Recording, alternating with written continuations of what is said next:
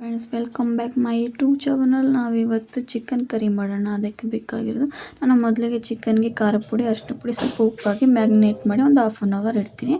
ಆಮೇಲೆ ನಾನು ಮಸಾಲೆಗೆ ಅಂತೇಳ್ಬಿಟ್ಟು ಒಗ್ಗರಣೆಗೆ ಒಂದು ಟೊಮೊಟೊ ಹಣ್ಣು, ಸ್ವಲ್ಪ ಮೆಣಸಿನ್ಕಾಯಿ, ಕೊತ್ತಂಬರಿ ಸೊಪ್ಪು, ಸ್ವಲ್ಪ ರುಬ್ಬಿರುವ ಮಸಾಲೆ, ಒಂದು ಬಾಣಲಿಗೆ ಈರುಳ್ಳಿ, 4 ಮುಟ್ಟೆ ಈರುಳ್ಳಿ, ಟೊಮೊಟೊ ಹಣ್ಣು, ಹಸಿಮೆಣಸಿನ್ಕಾಯಿನೆಲ್ಲ ಫ್ರೈ ಮಾಡ್ಕೊಂಡು ನಂತರ ನಾವು ಮ್ಯಾಗ್ನೇಟ್ ಮಾಡಿ ಇಟ್ಟಿರೋ ಚಿಕನ್ನ ಮಿಕ್ಸ್ ಮಾಡಿ ಚೆನ್ನಾಗಿ ಮಿಕ್ಸ್ ಮಾಡಿದ ನಂತರ ಅದಕ್ಕೆ ನಾವು ಸ್ವಲ್ಪ ಖಾರ ಪುಡಿ ಕಡಿಮೆ ಹಾಕಿರ್ತೀವಲ್ಲ, ಈಗ ನಾವು ರುಚಿಗೆ ನಮಗೆ ಖಾರಕ್ಕೆ ತಕ್ಕ ಹಾಗೆ ಖಾರ ಪುಡಿ ಮತ್ತು ಅರಿಶಿನದ ಪುಡಿ, ಸ್ವಲ್ಪ ಉಪ್ಪು ಹಾಕ್ಬಿಟ್ಟು ಚೆನ್ನಾಗಿ ಫ್ರೈ ಮಾಡಿ.